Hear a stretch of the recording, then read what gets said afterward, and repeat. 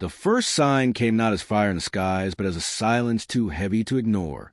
Radio telescopes stopped hearing the chatter of stars, and satellites filled with static until the entire planet shared the same unease, though no one could put words to it. Then, without warning, every screen, every broadcast, every digital eye that looked upward revealed something impossible.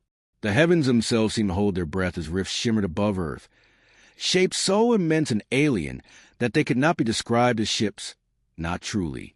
They were wounds in the fabric of space, shifting geometries that bent thought and made human eyes ache to look at them.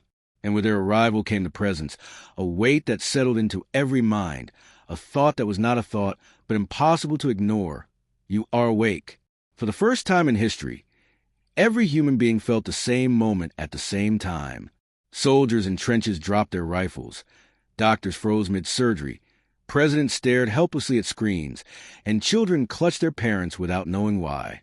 There was no sound, no speech. Yet every heart understood that something vast had noticed them. Images followed, visions forced into billions of minds. Flashes of burning oceans, cities that floated above stars, creatures of unimaginable form and scale, civilizations that had walked the stars long before Earth's first fire was lit. They were powerful, uncountable, and all of them had turned their gaze toward humanity. The weight of their scrutiny was suffocating. Days passed under that unbearable watch.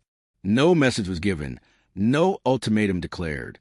The wounds in the sky remained, glowing with impossible colors, pulsing as if alive. Humanity did what it always did when faced with the unknown. Governments argued, generals prepared, priests and leaders called for unity while others preached doom. Yet every human knew in their private moments that resistance was meaningless. These beings had crossed the galaxy without effort. If they wished, Earth could be gone in an instant. The waiting became worse than fear itself, the silence of judgment heavier than war.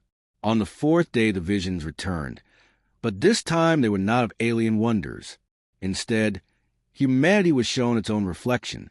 We saw battlefields painted with blood, cities turned to ash by fire and bombs, the cruelties we had inflicted on one another for centuries. People wept as their darkest histories replayed before their eyes. Slavery, genocide, hunger, greed, the endless chain of pain humanity had never escaped. The shame was unbearable, and many fell to their knees, certain that this was the evidence of our unworthiness, that the galaxy had come only to condemn us. But then, like a breath after drowning, the visions changed. The cruelty gave way to beauty.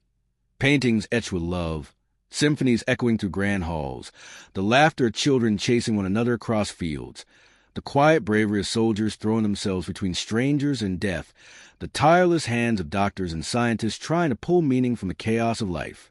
Humanity saw its best alongside its worst, its scars, but also its resilience. And above all else, again and again, they saw one simple image, a hand reaching forward. Not to strike, not to seize, only to reach, as if offering connection.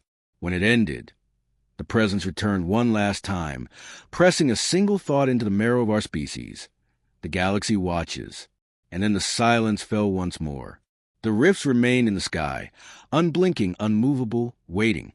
Humanity was left trembling, united in terror and wonder, forced to confront the truth that every act from that day forward, every kindness or cruelty, every war or peace, was no longer ours alone.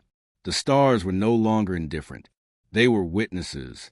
And for the first time since we learned to look up, we knew without doubt that someone was watching to see what we would become.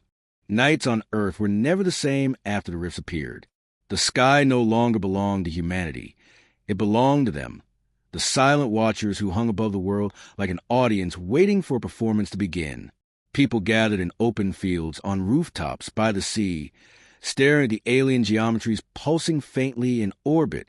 Some prayed, some cursed, some simply sat in silence with tears on their faces. For centuries we had dreamed of first contact, of handshakes and treaties, of war or friendship, but no one had imagined this. Not words, not weapons, only the knowledge that the galaxy itself was looking directly at us. Governments scrambled to control the panic.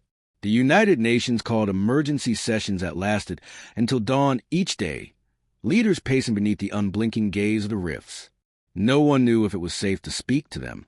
No one knew if they were even listening. Some demanded that Earth fire missiles into void, a show of strength against judgment. Others begged restraint, arguing that the smallest act of aggression could doom us all. For once, humanity's divisions mattered less than the terrible weight of being observed. It was as if the whole species had been dragged onto a stage without rehearsal, with no script to follow. An audience older and greater than anything we could comprehend sat waiting for us to speak our first line. But it wasn't just leaders who wrestled with the truth. Ordinary lives twisted under the weight of cosmic eyes. A farmer in Argentina stood before his crops at dawn, staring up at the rift glowing faintly overhead, and swore to himself that he would plant more than ever, as if to prove humanity could nurture rather than destroy. In the streets of Lagos, musicians dragged out drums and guitars and played for the sky, sending songs upward in defiance or offering. No one was quite sure which. In a small apartment in Tokyo, a mother whispered to her child that she hoped the watchers could see love as clearly as they had seen war. Scientists worked furiously not to understand the rifts. They were beyond comprehension, but to study the visions. Were they hallucinations, brainwave manipulations, or something stranger still? A universal broadcast into the very pattern of human thought? Neurologists from rival nations shared data freely for the first time, united in awe. One researcher put it simply in a late-night broadcast watched by millions. If they can show us ourselves like that, then they know us more deeply than we know one another. They have looked into our souls. The weight of those words rippled across the planet. Religious leaders declared the watchers angels, demons, or something beyond both. In mosques, churches, and temples, people fell to their knees, believing Judgment Day had arrived.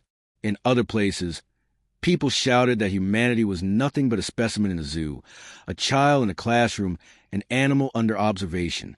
Some celebrated, some rioted, but no one could ignore it. The watchers had changed everything without saying a word. By the second week, humanity began to adapt to their presence. Children in playgrounds pointed at the sky and waved. Lovers kissed beneath the rifts, whispering promises, as if the galaxy itself were their witness. But underneath the fragile normalcy lay a truth that no one dared say aloud. We were on trial.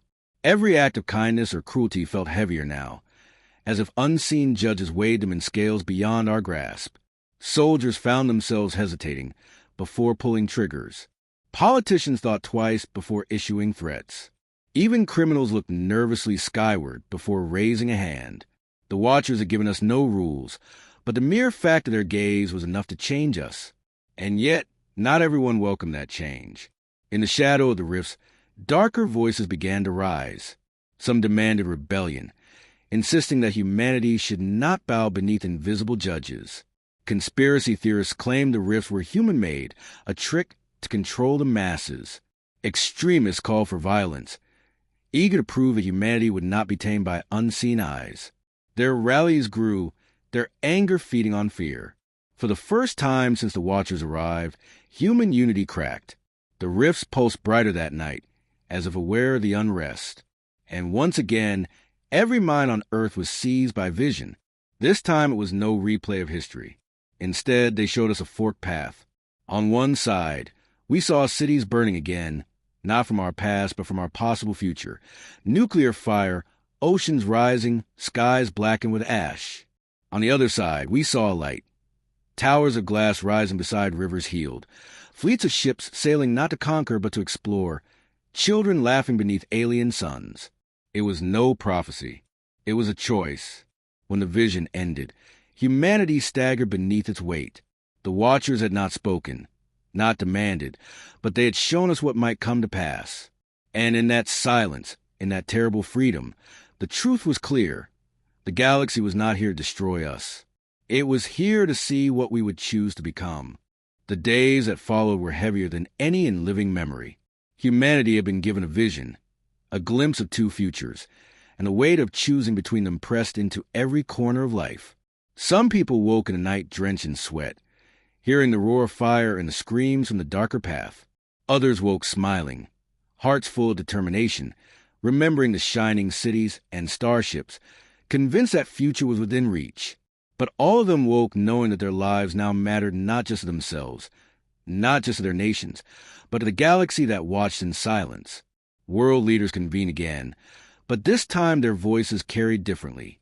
The endless bickering that once defined international summits was replaced with something sharper, more desperate.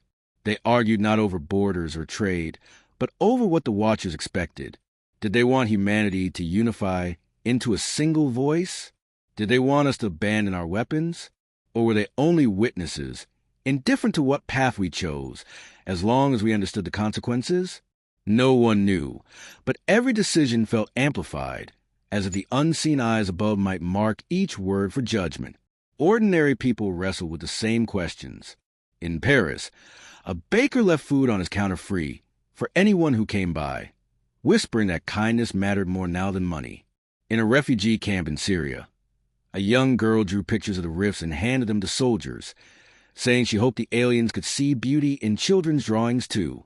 In Sao Paulo, gangs that had ruled neighborhoods for decades suddenly found themselves deserted, their recruits gone, their power fading as people walked away, tired of adding darkness to humanity's story.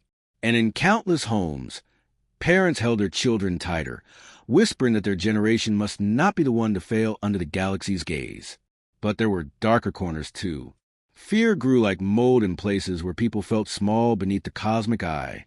In rural towns and hidden forums, voices rose calling for defiance, claiming humanity was strong only when it was feared. Weapons stockpiled in secret, malicious whispers striking at governments they accused of surrendering to alien intimidation. More than once, cities burned, not from alien fire, but from human hands. Riots broke out when conspiracy theorists convinced crowds that the visions were lies, manufactured illusions to enslave the species. And above it all, the rifts pulsed silently, brighter on nights when violence raged, dimmer on mornings when people reached out in kindness. The scientists were the first to attempt an answer. In a laboratory buried deep beneath Geneva, a team of linguists, physicists, and philosophers gathered around an idea. If the Watchers could project visions into our minds, perhaps humanity could project something back. Not with radio, not with lasers, but with meaning. They began with simple symbols, patterns of thought linked to music, mathematics, and shared human emotion. Thousands volunteered, sitting in quiet rooms, meditating on the same image. The outstretched hand shone in the visions. To their astonishment, after days of silence, one rift in the sky shifted. Its impossible geometry bent slowly, folding upon itself until, for a moment, the faint outline of a hand shimmered across the heavens. The world stopped. Billions looked upward as if breathless, hearts hammering. For the first time, it was not only the galaxy speaking to us. It was the galaxy answering. Hope spread like wildfire. Children cheered in the streets. Churches rang bells. Strangers embraced one another on sidewalks. For a single night, the planet felt united in a way it never had before. Humanity had reached back and been acknowledged, but as the euphoria faded, so did certainty. What had the Watchers truly meant by mirroring the hand? Was it encouragement, approval, or only a reflection, an impartial echo of what we had shown them? No one could be sure. The ambiguity gnawed at the world. Some took it as proof that humanity was ready, that we had passed some unspoken test. Others insisted it was only the beginning, that the Watchers were waiting for us to stumble, to reveal our weakness. Nations doubled down on their choices, some disarming weapons, others building them faster. Acts of great compassion unfolded beside acts of terrible violence, the world trembling on the edge of two futures, both within reach. And through it all, the Watchers said nothing more. The rifts hovered, patient and unblinking, as if they had eternity to wait. Humanity did not. Every passing day felt like a ticking clock. Though no one knew when it would strike, or what would follow, the galaxy decided we had chosen poorly.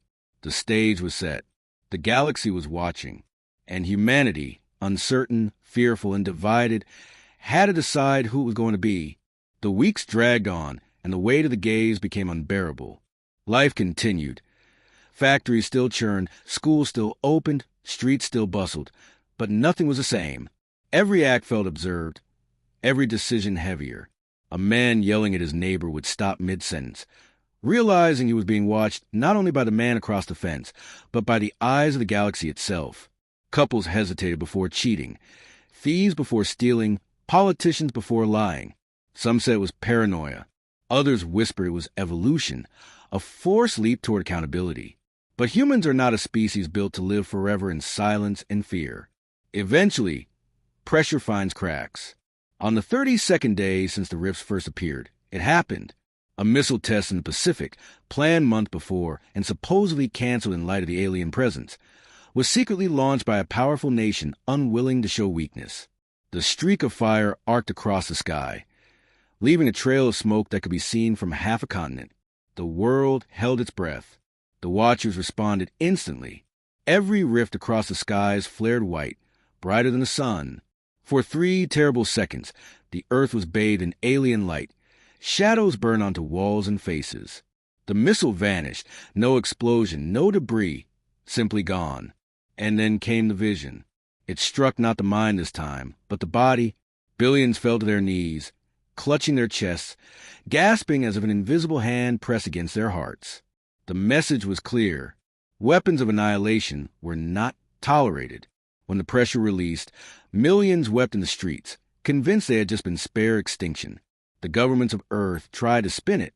Officials claimed unity, claimed the launch had been unauthorized, claimed humanity understood. But no words could hide the truth. The Watchers had intervened. They had drawn a line in the sand. And humanity, for all its pride, now knew it could be leashed with a single pulse of alien will. That night, something shifted. The stars above no longer looked like distant lights, but like eyes glimmering with judgment. Across the world, revolutions of thought began. In classrooms, children asked if honesty mattered more now that the galaxy could see their lies. In prisons, inmates stared at the sky, wondering if redemption meant something greater than parole. In the slums of Kolkata, a boy with nothing but rags and hunger declared to his friends that if the galaxy was watching, then one day he would rise high enough for them to see him clearly. But not all hearts bent toward hope. In the shadows, anger festered. Militants whispered that humanity had been enslaved without chains, cowed into obedience by silent judges. They argued that the Watchers feared us, that the visions of destruction had been warnings not of our downfall, but of our potential. If the galaxy is so afraid of what we might do, one firebrand declared in a hidden broadcast, then we should give them something to fear. His words spread like a virus, fueling movements that preached defiance instead of submission. Humanity stood on the edge of 2 futures, more precariously than ever. Some people devoted themselves to kindness, acts of compassion blooming like wildflowers through concrete. Others stockpiled weapons, prepared to challenge the very sky. Each morning the rifts pulsed, faintly brighter or dimmer, and no one could agree on what it meant. Encouragement? Warning? Amusement? The galaxy gave no answers. And then came the child. It happened in Nairobi, during a live broadcast meant to showcase human culture to the stars. Scientists had set up great transmitters, aiming not to force communication, but to display music, poetry, and images, our best attempt to show the Watchers who we were. Crowds gathered, millions watching on screens. As orchestras played, dancers moved, poets recited under the alien light. It was beautiful, but it felt too polished, too curated, as if humanity were dressing up for judgment. Then a little girl, no more than 7, broke from the crowd. She slipped past guards, clutching a battered stuffed rabbit, and walked onto the stage. The world gasped as cameras zoomed in. She looked up at the rifts and raised her toy high above her head, her small voice trembling as she shouted into the sky. "This is my best friend. If you're really watching, you can have him." For a long, impossible moment, nothing happened. Then the rift above Nairobi rippled, folding upon itself until a beam of soft light descended. Before billions of eyes, the toy rabbit rose gently from her hands, suspended in the glow, and drifted upward into the impossible geometry before vanishing. The light faded, the rift pulsed once, and across the planet, for the first time since they had arrived, a sound filled the air. It was not words. It was not music. It was laughter. Not human laughter. Not exactly.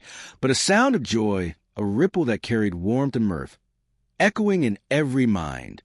People fell to their knees, not in terror, but in wonder. Some laughed aloud. Others sobbed uncontrollably. For that single moment, The galaxy had not judged us, not punished us, not lectured us. It had simply shared in a child's gift. And just like that, humanity knew the truth. We were not merely being judged. We were being understood.